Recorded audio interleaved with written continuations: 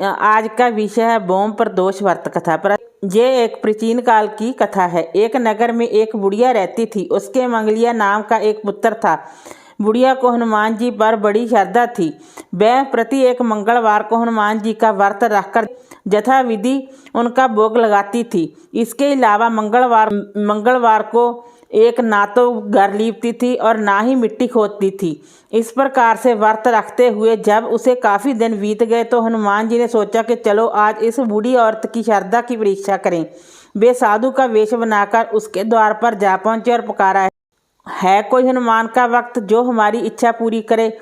बूढ़ी औरत ने ये पुकार सुनी तो बाहर आई और महाराज क्या आज्ञा है। अब साधु वेशधारी हनुमान जी बोले कि मैं बहुत भूखा हूँ, भोजन करूँगा तो थोड़ी सी जमीन लीप दे।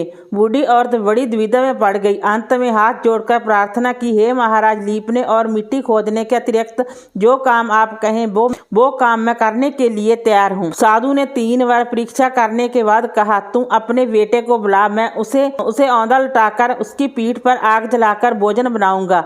बूढ़ी औरत ने सुना तो पैरों तले की जमीन खिसक गई, मगर वह वचन हार चुकी थी। उसने मंगलिया को पुकार कर साधु महाराज के हवाले कर दिया, मगर साधु ऐसे ही मानने वाले न थे। उन्होंने बूढ़ी औरत के हाथों से ही मंगलिया को औंधा लटाकर उसकी पीठ पर आग जलाई। आग जलाकर दुखी मन से बूढ़ी औरत अपने घर के अंदर जा घुसी। साधु ने भोजन को बनाकर कहा कि वह मंगलिया को पुकारे ताकि वह भी आकर भोग लगा ले। बूढ़ी औरत आंसू भरकर कहने लगी कि अब उसका नाम लेकर मेरे हृदय को और न दुखाओ। लेकिन साधु महाराज ना माने। बूढ़ी औरत को भोजन के लिए मंगलिया को पुकारना पड़ा। पुकारने की देर थी कि मंगलिया बाहर से हंसता हुआ घर में दौड़ा आया। मंगलिया को जीता जागता देखकर बूढ़ी औरत को सुख आश्चर्य हुआ। वह साधु महाराज के चरणों में गिर पड़ी। साधु महाराज ने उसे अपने असली रूप में दर्शन दिए। हनुमान जी को अपने आंगन में देखकर बूढ़ी औरत को लगा कि जीवन सफल हो गया।